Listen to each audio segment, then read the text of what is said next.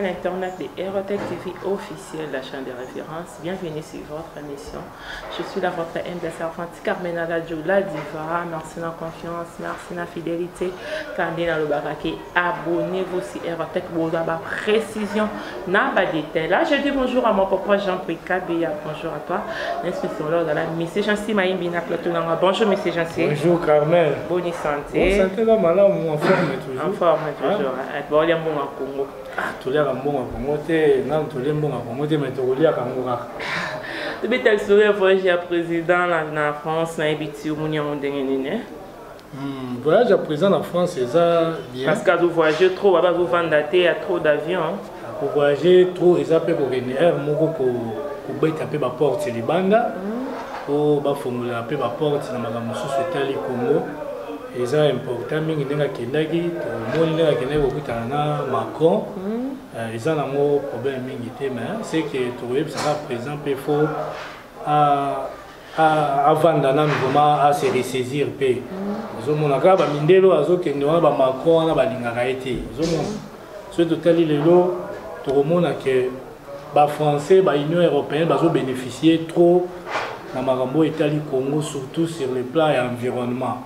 Donc, il fallait que Congo bénéficier de l'eau, les Français de Bali à Congo, na Rwanda, na pays Congo, Brazzaville, mais RDC a bénéficié d'un bon Italie environnement. Donc tout ça, même président pour masquer, mais il n'y a rien.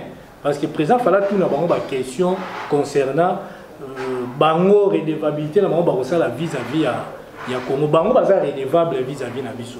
Parce que ça bongo ezo bima jour surtout solo là qui na bisa que Brésil a joué bongo na ye bongo Brésil a joué et que dans la continent ba tindi musu na Congo Brazzaville et transité en France a joué une partie à bongo à Kateli Rwanda une partie na Uganda ba Brazzaville pe ba joué mais Congo et joué le roté bon tu éviter peut-être chef de l'état a passé à la moi continent ba na otchele bongo mais ba congolais ba bénéficier na bongo il y a environnement. Il faut action et ça la environnement pour aider les Congolais à bénéficier. Oh, nous sommes en France pour ça la discours. Ils ont bien, mais tout va s'imaginer, aider, vraiment.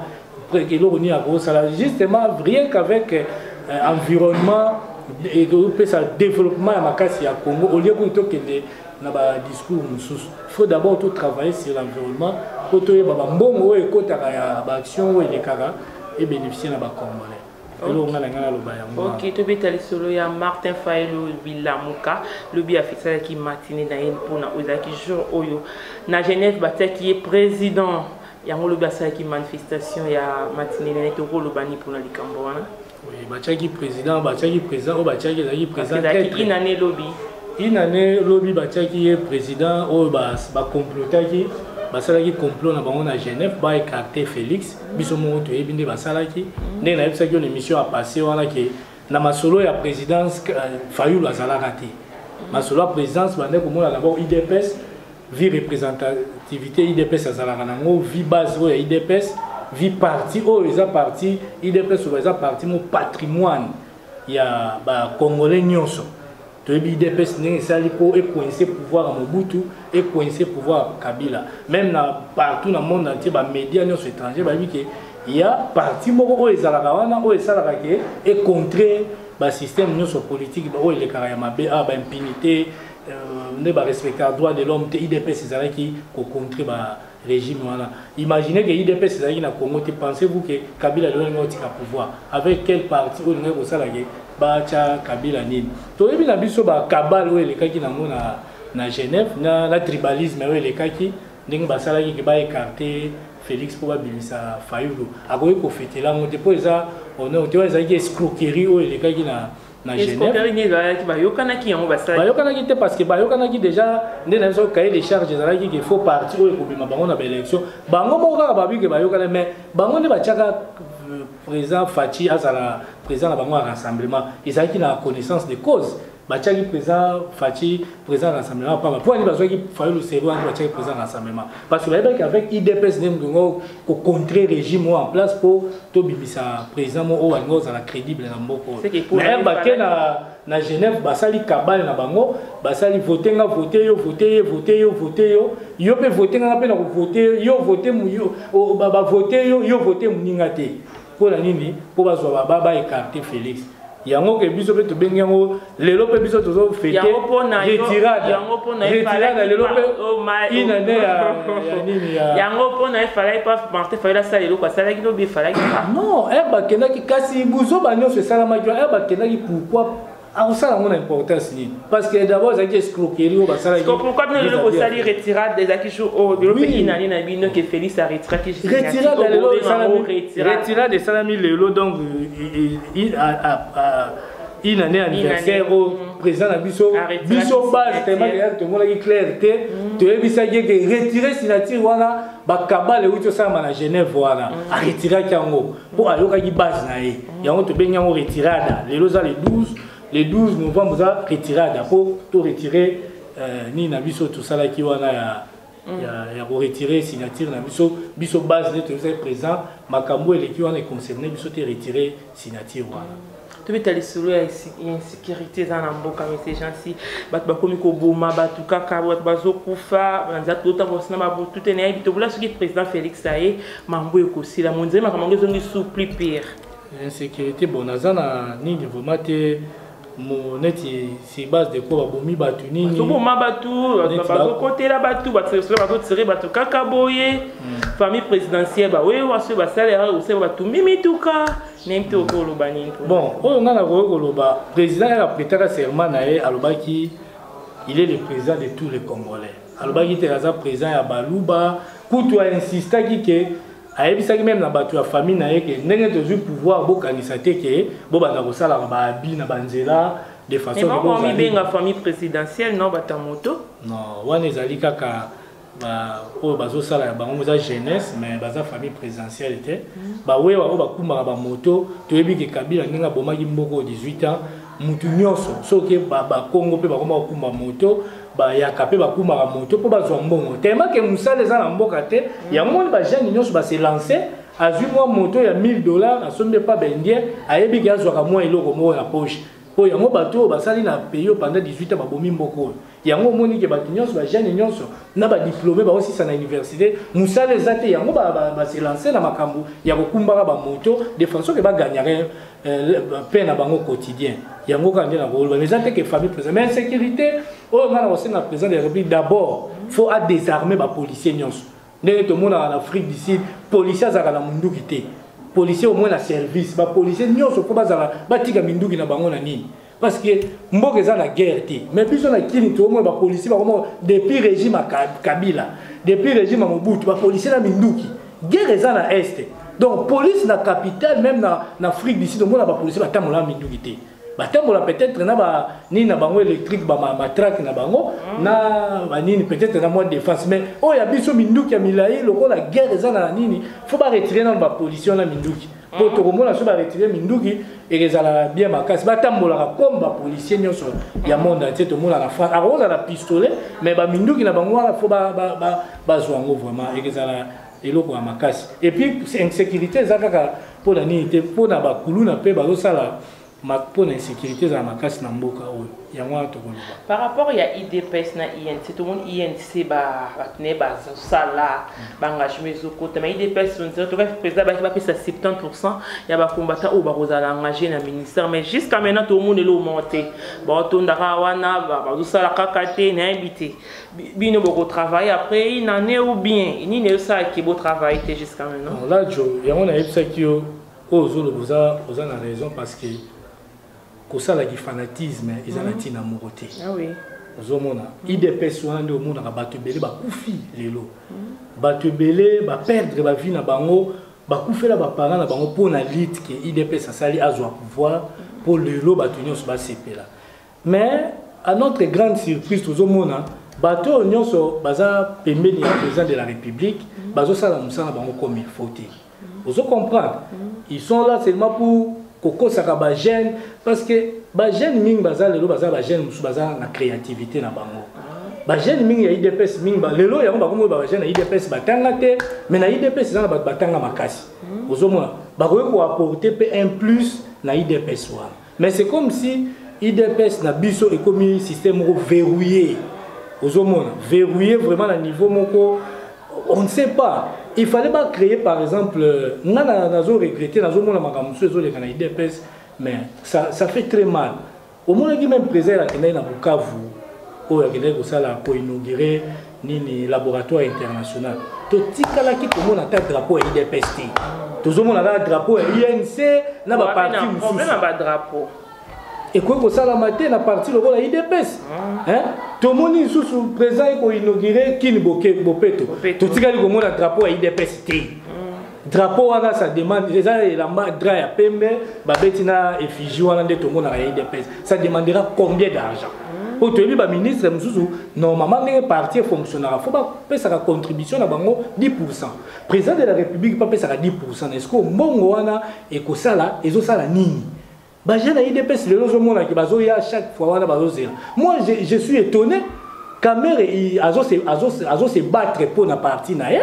Tozomona ba caméra azo engagé batu et komi ko kamusanga batu ebele ba komo kende na pas caméra parce que biso IDPS toujours pesa ba jeune na biso baza libanda solution te oui nga peut-être na rozwa lipa na nga na kolia mais ba papa mususu ba uta ba masina ba yaka wana ba matinée afuti transport nazo zonga mais ba papa on va bénéficier de la formation pour la tala qui dernièrement a pas qui bassa et pas à partir qui bassa kutu a comme ministre a pété antique toujours mon qui bassa bongisi même parti na ye toujours mon pas qui bassa tala ba eza parti mo kutu na batuté tala ba jeune ba mo pas qui bassa pourquoi parce que biso na IDPS ozela bozela ba jeune wana ba créer ba structure et ça parti présidentielle tous ces jeunes wana bazoya wana na ba conseiller musu ya président de la République au bozo cha président ombrage ya pamba par exemple boza ba masane bo utaki poto ba tebino ba conseiller bo komiko donc na ba conseiller ya président bazo wela ba intérêt na bango personnel pour na survie na bango ce qu'on dit même ndeko au vidier chimang. Oui, à voyager à chaque fois le président de la République. Mais il travaille pour Imana, peut-être dans la partie naïe. Mais IDPS, les lois, il y a les 12 autres là, bah retirer, bah ça qui présent, retirer signature naïo. Ceux qui présent retirer la signature, noter l'autre, noter le président, ça, alors le président de la République. Mais bah toi la base, on a besoin de travailler. Chaque matin, midi, ton pour besoin de kauka. Hein? Bah qu'on crée une structure, un environnement haut. Bako créer ma structure, mon frère me disait toujours, ma structure il y a pour ça la sécurité, il y a fleuve na biso. Bakenge la rata fleuve Congo sur le plan environnemental. Bako créer ma garde, il y a forêt équatoriale. Tout ça, ça va engendrer de l'argent. Bah j'ai noir ba besoin de ça là. Hein? Au ministre nani conseiller à présent Moukeba. Ça chargé il y a infrastructure. Pourquoi il ne peut pas prendre ces jeunes là à Tchabangata OVD Balexarata na bango bazorata moi 100 200 $. Qui va vendre la puna. Na ko ifet ba jeune ba zo mona clarté, c'est de ce que ba komo kende na ba place ba zo mona ke ni tiko to préparer 2023 ngo na nini. Et puis en 2023 toza na cellule de réflexion qui oh il fallait IDPS na moment où créer cellule de réflexion. To vanda to yeba ndenge ba base ba fédéraux nyonso eza na ba province comment ba koyi ko sala embaucher na ba place nyonso bango ba bandaka déjà ko sala campagne ya président de la République pour na 23 mais to mona lo côté to bando yaka matinée politique non to za na pouvoir ba to Kabila bazo empêcher biso mais qu'est-ce que nous pouvons faire pour na ba combattants o baza IDPS bazo pe misala.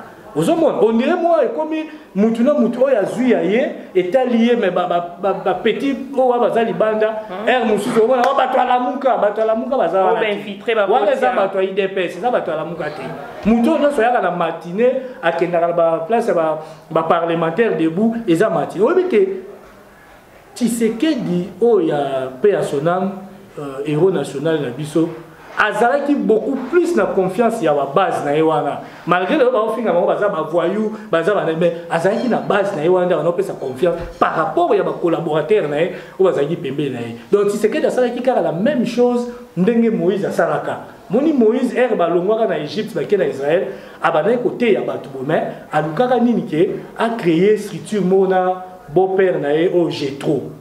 Si Jétro a non tout travailler que tout groupe tout ça dans le groupe il y a 100 il y a 200 tout le cas un leader moko pour ba message no ba ndenge kaka tout le monde a parlement de boeza lelo et puis et là aussi dans zoloba pour chef de l'État il doit ouvrir l'œil na makambo ya réception ba congolais belé ba na besoin ba mona yi o bazana ba makambo belé ba ko sala pour développement mboko eke mais on comprend que oui street bezala kaka toujours important aya mamutunyo sote na ndeni aza le président des Congolais il n'est pas le président de ses conseillers ou bien ya ba caméra. Parce que caméra comme ça, normalement, caméra comme constitutionnel tient ombrage, moi pas chef de l'État. Il y a la qui est bloqué. Mais il y a ça directeur à chef de l'État. Si vous avez une presse présidentielle, il y a des difficultés, il y a des voyages, il y a le président de la République. Qui doit donner l'autorisation? C'est caméra. C'est lui qui est le directeur des cabinets. Il y a Kabila, il y a président Fati. Il faut y avoir une presse présidentielle et Kende. Si on ma camion soit bloqué, c'est comme si ils ont favorisé moi si naïe, na ONG moi si naïe, na parti naïe. Et puis parti naïe ba ozo misala. Ba jeune union sur la parce que y a mon misala. Ba zo pistonné ba on a budget partout. Pourquoi pas il DPSP ya biso ba ko ça. Il y a caméra nda zingi ba jeune ba zo ça bo ya peki si bino bo ba jeune na musala. Après qui si biso mais sur la peki si biso té et ça problème té biso ça besoin tout le monde la président de la République facilement. C'est ça, tous un message à Koye Bissaye, tous un besoin du président de la République. Au moment où Jésus-Christ a vraiment humble ma casse. Dans le même Jésus-Christ, un moment, l'apôtre naé, comment empêcher? Pourquoi la miki Jésus-Christ a dit mais l'apôtre Jésus-Christ va empêcher bana yamiki. Mais Jésus-Christ arrive c'est l'apôtre né, laisser les petits enfants. Au moins Jésus-Christ a bengi a dit l'apôtre naé, pour que les moupanzi tika bana ba yepananga. Après, si les royaumes de cieux leur appartient. Celui qui veut obtenir le royaume de cieux doit devenir comme ses petits-enfants. Vous voyez, l'apôtre Jésus-Christ, un moment, pour empêcher Jésus-Christ, mais Jésus-Christ a dit l'apôtre, vous voyez, conseiller à président permettre, conseiller à président, il y a des catégories. Pro-fati, pro-argent. Vous comprenez? Il faut pas permettre aux jeunes à IDPS des opportunités ébélées. On ne va pas créer pour les jeunes à IDPS plusieurs solutions. Pourquoi pas qu'il n'y ait pas qui basse? Peut-être qu'il basse n'a pas été qui basse a organisé qui basse a organisé la formation ébélée pas naïe. Mais IDPS juste que la formation peut-être tout le monde a pas sa liste. Une formation à sécurité. Quand formation à sécurité, les jeunes ont besoin de ça. L'environnement a besoin de ça. Na ma président va créer structure mo répéter pour la jeune on va zoa misala il y a un moment le caméra comme le bac en 2023 dans la président de la République il y a 70% non mais 70% il faut coordination ça faut suivre ça là ceux qui suivent ça ne servait à rien hein biso zozala tu as besoin que opportunité soit pas bato IDP so pe babundi ezate que bato Kabila bazwa ba bénéfice belé kaka bango na ba parti musu basala qui allié à IDPS mais IDPS ça va bénéficier prochainement moi je demanderai que na IDPS bato nyonso bazala ba rolinga basala alliance bi ba koma ba allié à IDPS faut basala qui basala pe code ya fidélité ne basala qui pas ya ni sinon tete au sukala 2023 batuming ba ya okota ni IDPS alliance et comme ba quota na parti na ngapé soutenir qui IDPS na zapem taidi pour que ça nga quota bon mais si ko bato bazo bunda pour na Félix ba se retrouver que bazana barabara ba jeune on a il mettait ba besoin de ça IDPS to fongo bino boza ba dirigeant likolo bo fongo la misu en tout cas président Kabound regardez peu problème ya ba jeune IDPS ce n'est pas seulement OK dans l'assemblée au bosani IDPS non. Aux ensemble c'est bien bon, mais il faut autant la est-ce que c'est comme si on crée une structure, on ne va pas pour l'élection qui est à venir, mais bon, qui peut sous IDPS à monter. Ils ont un sens, c'est un fanatique. Moi je suis combattant, j'ai combattu, na combattant tout ça qui peut na machipi chakuna na lubumbashi to na ça ba combat na 2016 to bundaki pour na makambo ya glissement haut.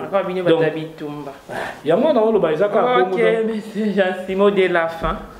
Bon, mot de la fin, président de la République vraiment azala éveillé même na ba conseiller naé Vraiment, c'est comme si Baromi ko isolé vis-à-vis à peuple congolais. Vous comprenez, déjà vraiment propreté. Donc Baromi ko isolé président de la République, Baromi va bénéficier, Baromi va profiter, Baromi va zapper, Baromi va travailler, Baromi va favoriser ma kamna bango. Tout le monde a dit caméra. Donc ma collaborateur et notre président, Moutouna Moutaromo ça la ponaye. Au lieu de ça, pour la partie présidentielle, on a aidé en 2023, mais nous avons commencé à faire ça. Si on a une vidéo, on a conseillé à président de la République. Alors ça, la pour Ima, a commis trop macambia, il y a Imana. Donc, on comprend que l'eau n'est pas au salaire, tout ça. Tu sais que dans 2 ans, on a compté sur 4 ans, on a compté 2 ans pour l'élection. Vous comprenez? Il y a président qui n'a pas de discours, président qui n'a pas de discours, mais sur le terrain, Makambo, ils ont vraiment voté. J'ai un IDPS, il a besoin de ça. Ce n'est pas, et pas il y a Kibasa, Kibasa est la partie de l'État. Et quand Kamere a augmenté sous Batou, on a les 2 parties, on a engagé, mais besoin d'IDPS. Malgré le côté à 70%, le ministre va désister. Mais si le ministre va désister, chasser les l'IDPS, oui, il faut les écarter. Il y a papa non sakana. Chasser les l'IDPS va continuer. Si on a pas poste, on va besoin de déconner, on va comme il chawana. Il y a on va faire querelle aux les canaux IDPS photo, IDPS ça partie en Zambie, tout vendre malgré comme makambuya ya Kazali, il y a nani. Il y a nani, il y a Kaboun, Kabuya, en tout cas, Bavanda, Bavanda, Sobayokana, pour Maraboué, bien, Moutinho, il faut ACP là, dans le moment où tu dois pouvoir. Et ça, tu vas nous soubattre un privilège, tu vas nous un privilège. Il y a un délai. Ok, numéro de contact. Le numéro de contact, déjà, le Belango, les épanayo, na opé ça va en beauté. Na ba ndegonion sur au bazar na poto. Na opé ça peut mbote na grand frère na Johannesburg, les grands architectes Alpha Maïmi. Na ba ndekona na nyoso na bito soutenir président Fachi. Aza ndekona biso surtout Kinois et puis moi na mboka tozo aider été. Et loko komi ko énerver na to aider été. Tozo tika kaka Sambourbe, batu misusu lo ba caméra ba komi ko welela ke na pena kozala candidat en 2023. Donc yo lingo pour ma président pour remplacer pour en 2029 té. Et ça dit comme élection. Mais quand on dit qu'il faut travailler dans Mouninga, accompagner ce qu'on monique la. Mais on accompagner jusqu'à 5 ans en presse, vu qu'il y a 2023 à 4 siècles bandaté. Et voilà, nous avons bandé la dernière là. Il y a ça l'intention de Moussous n'a évité. Mais ce qui est vrai, la personne le numéro n'a mais bah conseiller à présent pour Fongola Maboko. Biso to kota na jour présent que nous prêter serment, tout ça il a parlé de la nation, bah empêcher à bisoter. Tu as librement, tu as présent prêter serment, tu rappelles qui est le peuple d'abord. Azana mona mutu na boti kapé, ba tu mususu ba kutana na présent solo la na ye, o bazana même bazana ba projet ya kitoko. Donc bokomi ko freiner ba blo mususu présent ko sala mboke développer, c'est comme si bokomo bombela ye, loba boye, mais présent zo lobaté, oh ya bien ya ngozo tika na pays ya zo ke ba maka mususu. Bo aider président de la République a kutana na congolais nyonso. Yaza peut-être to loba ku tu serais Joseph Fezala qui sous bien ané ko yamba. Mais bino sera Félix Momomba. C'est noté bayo qui message na yo, bayo qui va fongol maboko, au fond de la porte. Président de la présidente Bissonion so azana bagirma pour ça mon azal libre pour mon au commissaire privé ton unité parce que on da pour na Bissonion surtout là j'ai dit merci à toi les aba propre ya message ainsi ma imbio à mon ba remarque tout va reproche numéro 1 numéro ngeza na ko melinga tout répondre bino là j'ai dit merci à toute l'équipe technique et voir mon papa Jean-Paul merci à toi merci à mon caméraman privé Jonathan Sanga merci à mon réalisateur Andy Lumisa. Quant à moi, on se voit sur un nouveau numéro. Bye bye.